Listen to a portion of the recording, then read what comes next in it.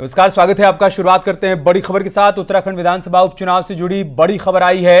मंगलौर से कांग्रेस प्रत्याशी जीत गए हैं। काजी निजामुद्दीन मंगलौर से जीत गए हैं। काजी निजामुद्दीन 449 वोटों से जीते हैं। बद्रीनाथ विधानसभा उपचुनाव 13वें चरण की मतगणना पूरी हो चुकी है और कांग्रेस प्रत्याशी यहां पर भी आगे चल रहे हैं। कांग्रेस पार्टी से प्रत्याशी लखपत सिंह बुटेला इस वक्त आगे चल रहे हैं 4196 वोटों से। बड़ी खबर हम आपको बता रहे हैं, मंगलौर में बीजेपी को झटका लगा है। ये सीट कांग्रेस पार्टी अपने खाते में ले गई है एक बार फिर से। बीजेपी ने पूरी ताकत झोंकी थी इस बार मंगलौर सीट पर कमल खिलाने की, लेकिन काजी निजामुद्दीन जीत गए हैं। 449 वोटों से उनको जीत हासिल हुई है। दूसरी तरफ बद्रीनाथ सीट पर भी कांग्रेस प्रत्याशी इस वक्त आगे चल रहे हैं। बताया जा रहा है कि वहां पर अंतर 4196 वोटों का है। लखपत सिंह बुटोला कांग्रेस पार्टी से प्रत्याशी हैं, वो यहां पर बीजेपी प्रत्याशी से बढ़त बनाए हुए हैं और कहा जा रहा है कि 13वें राउंड की मतगणना यहां पर चल रही है और अभी तक कांग्रेस पार्टी के प्रत्याशी बढ़त बनाए हुए हैं। मतलब अब बद्रीनाथ सीट पर भी हलचल तेज हो गई है बीजेपी खेमे में। जिस तरीके से कांग्रेस पार्टी के प्रत्याशी ने बढ़त बनाए रखी है, लेकिन मंगलौर में बड़ा झटका लगा है बीजेपी को। और हमारे सहयोगी नितिन सेमवाल इस वक्त हमारे साथ चमोली से जुड़ चुके हैं बद्रीनाथ सीट का हाल बताने के लिए। नितिन, बताइए अभी का अपडेट क्या है? 13वें राउंड की मतगणना के बाद जानकारी मिल रही है कि 4000 वोटों से कांग्रेस प्रत्याशी आगे हैं।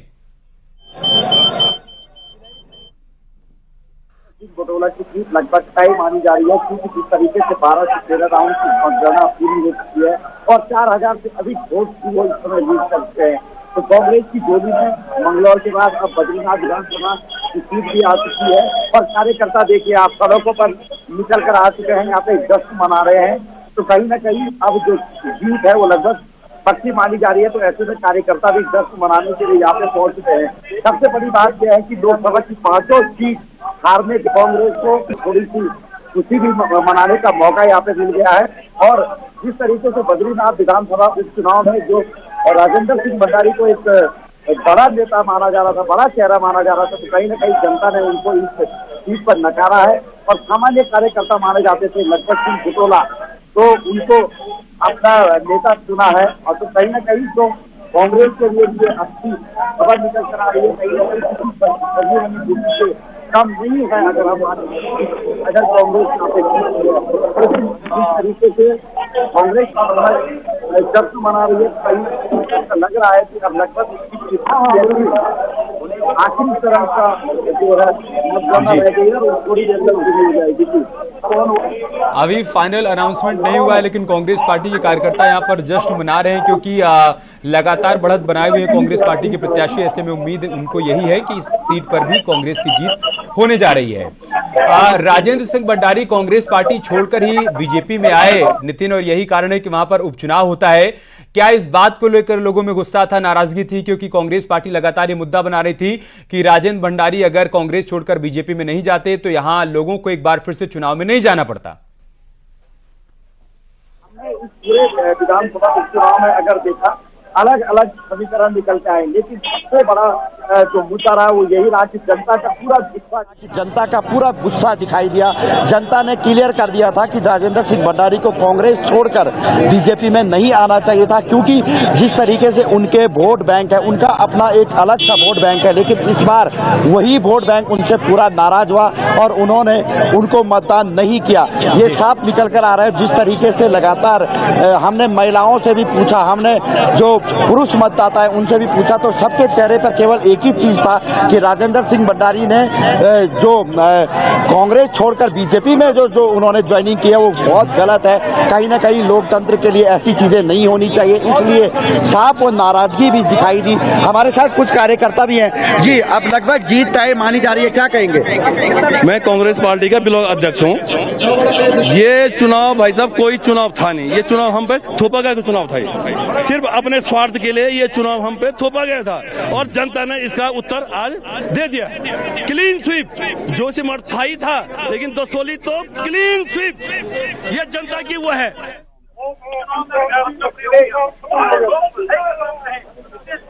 यहाँ पे कुछ और कार्यकर्ता भी इस तरीके से खुशी मना रही है कांग्रेस की कार्यकर्ता। आप तो लगातार ग्राउंड पर मौजूद है, देखिए खुशी तो आप देख रहे हैं कि कांग्रेस के अंदर एक एनर्जी ऐसी मिली है।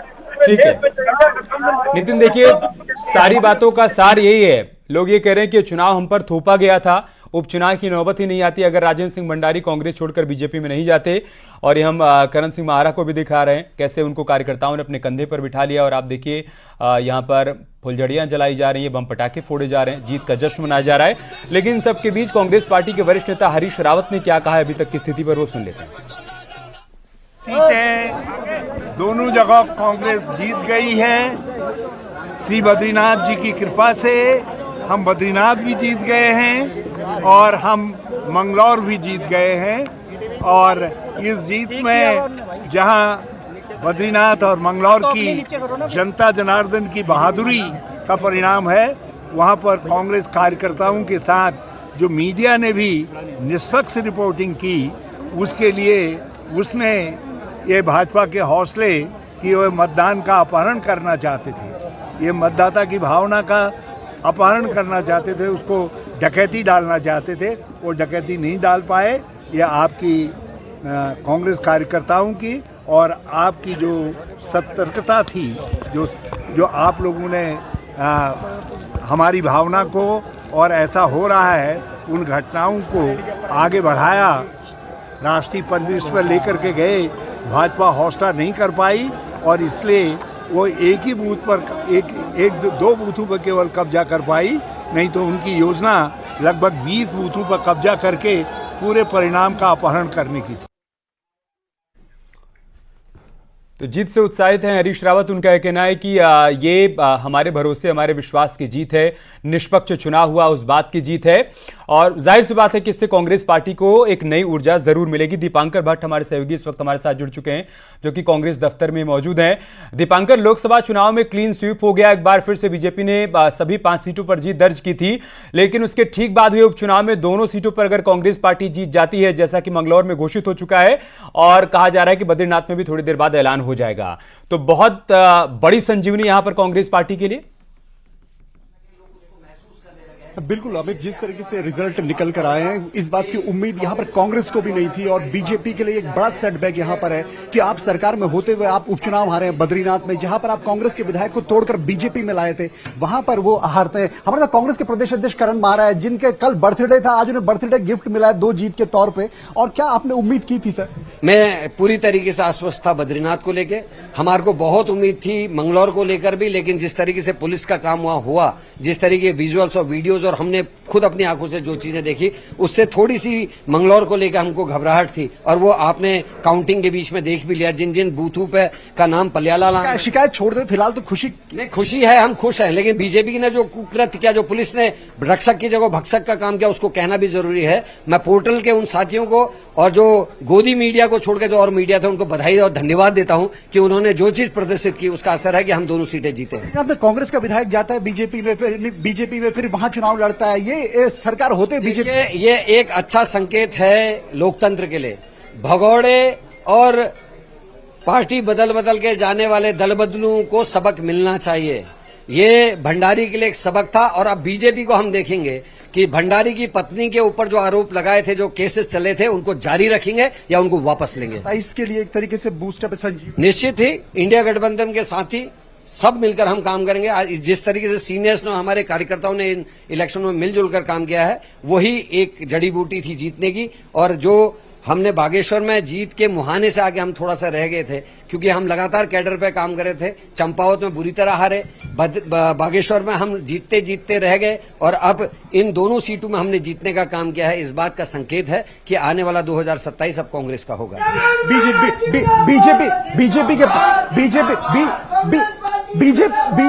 बीजेपी के प्रदेश अध्यक्ष वहीं से हैं, बीजेपी के प्रदेश अध्यक्ष सीट, एकमात्र सीट वो कांग्रेस की। आपको लगता है ये बीजेपी की बड़ी हार है? निश्चित ही बड़ी हार है।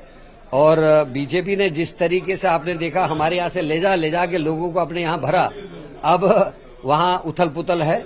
और मैं तो इसलिए भी खुश हूँ कि दल बदलुओं को हारना चाहिए। जो अपनी आइडियोलॉजी के संग समझौता करते हैं, उनको कतई राजनीति में रहने का अधिकार नहीं होना चाहिए। आपने सुना करण महारा जो कांग्रेस के प्रदेश अध्यक्ष हैं, वाकई एक बड़ी जीत यहाँ पर ये है, कांग्रेस भवन में जश्न है। ऐसा कम कांग्रेस में देखने को मिलता है। जब विधानसभा का चुनाव भी था, कांग्रेस हारी थी, 19 विधायक सिर्फ जीते थे, तो कांग्रेस बड़ी नाखुश यहाँ पर थी, दुखी थी। लेकिन ये सरकार बीजेपी हार मिले और अचानक से आपको जीत मिलती है तो ये खुशी बहुत स्वाभाविक है। दीपांकर, जो इस वक्त हम करण माहरा के चेहरे पर देख पा रहे हैं, एक बार पुलकित के पास चल लेते हैं, हरिद्वार से हमारे साथ जुड़े हुए हैं। पुलकित, मंगलौर सीट पर तमाम बातें सामने आई, कांग्रेस की तरफ से आरोप लगाया गया कि वहां पर लोकतंत्र का गला घोटा जा रहा है, हमारे वोटर्स को वोट नहीं दिया जा रहा है, लेकिन अंतिम परिणाम उनके पक्ष में आया। बीजेपी को चिंतन मंथन करना होगा, कहां पर चूक रह गई, क्या समझ पा रहे हैं आप?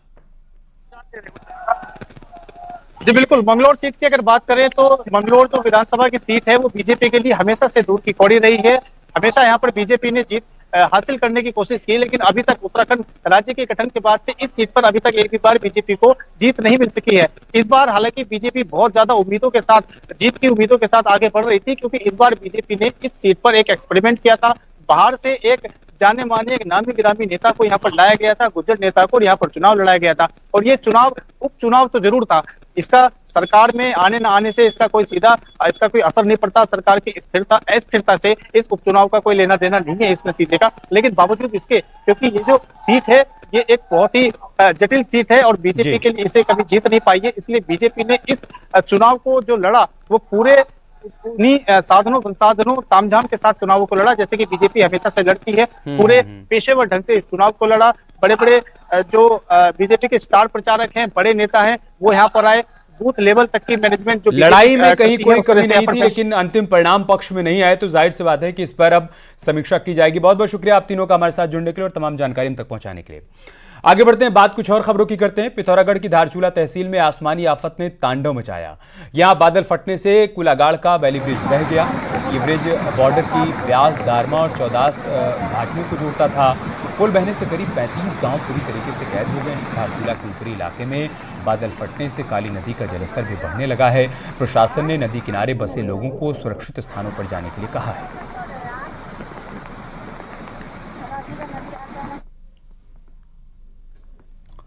नैनीताल में बारिश से राहत जरूर मिली है, लेकिन उसके बाद भी लोगों की मुश्किलें कम होने का नाम नहीं ले रही हैं। बारिश के बाद भूस्खलन से 10 से ज्यादा सड़कें बंद हो गई हैं।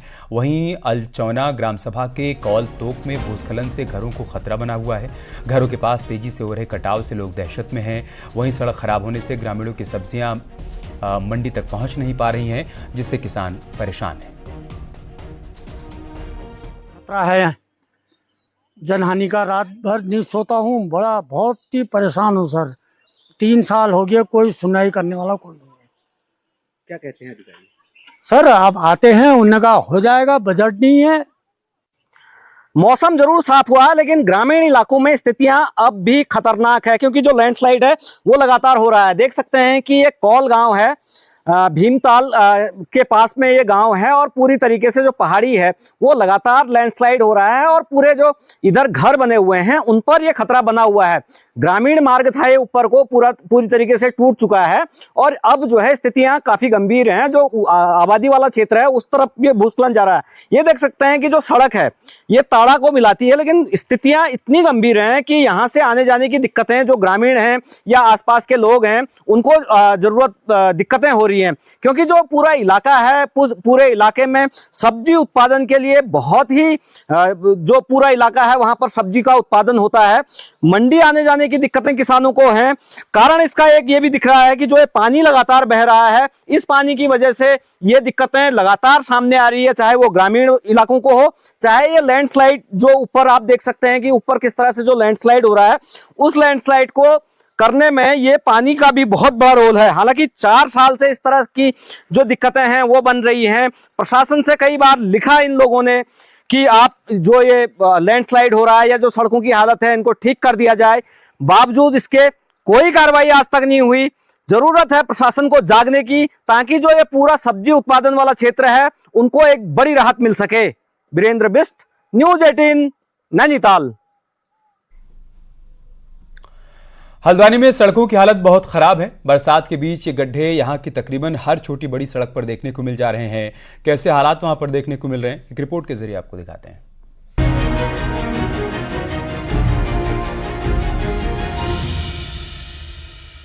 बारिश के बीच ये हाल हल्द्वानी में पीडब्ल्यूडी की सड़कों का है। यहाँ ज्यादातर कॉलोनियों की सड़कों का यही हाल है। घर से निकलते ही लोगों का सामना इन मौत के गड्ढों से हो रहा है। कुछ मेन सड़कें तो पीडब्ल्यूडी ने बरसात से ठीक पहले सोलिंग कराकर छोड़ दी और अब यही सोलिंग लोगों के लिए जानलेवा साबित हो रही है, क्योंकि बारिश के बीच डामर करना भी संभव नहीं। ऐसे में लोग इन जानलेवा सड़कों पर चलने को मजबूर हैं। इतने टाइम से गड्ढे हैं, कम से कम 2-3 साल हो गए इस रोड को ऐसे देखते हुए। आए दिन यहाँ पानी भरता है, आए दिन कोई ना कोई गिरता है यहाँ पे, पर ये लोग ये चीजें नहीं देखते हैं। बाकी कहीं चालान काटना उनको किसी का बाकी फालतू चीजें करनी है वो सब करेंगे। अभी कोई नेता यहाँ पे आ जाए, आगे सब खड़े हो जाएंगे वहाँ। 2 दिन अगर कोई नेता यहाँ से जा रहा हो ना, 2 दिन में रोड बना देंगे, 2 दिन में लगेंगे, रातों रात में बना देंगे। पर वैसे आम इंसान के लिए कुछ नहीं करते हैं ये। हालांकि इस सब झटकों, गड्ढों और हिचकोलों के बीच कुमाऊं कमिश्नर का दावा है कि पीडब्ल्यूडी को सड़कों को लेकर डायरेक्शन दे रखे हैं, जो बेहद क्लियर हैं।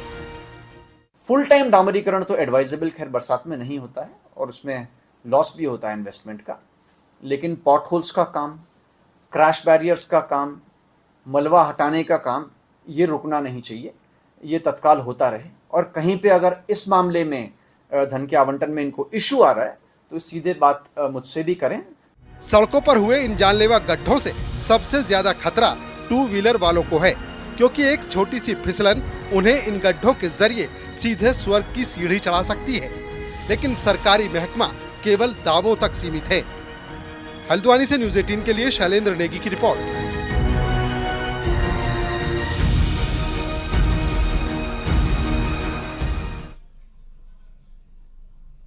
कोटद्वार में भारी बारिश के बाद मालन नदी पर बना वैकल्पिक मार्ग भी ध्वस्त हो गया, जिसके बाद कोटद्वार भाबर क्षेत्र के लोगों के साथ ही सिटकुल का भी कोटद्वार से संपर्क टूट गया है। हालात ये हो गए हैं कि छोटी गाड़ियां तो कण्वाश्रम रूट से निकल रही हैं, लेकिन बड़ी गाड़ियों को उस रूट से जाने पर पाबंदी है, जिसके चलते ट्रक ड्राइवरों के सामने अब रोजी रोटी का संकट खड़ा हो गया है। कई दिनों से ट्रक नदी के दूसरी ओर फंसे हुए।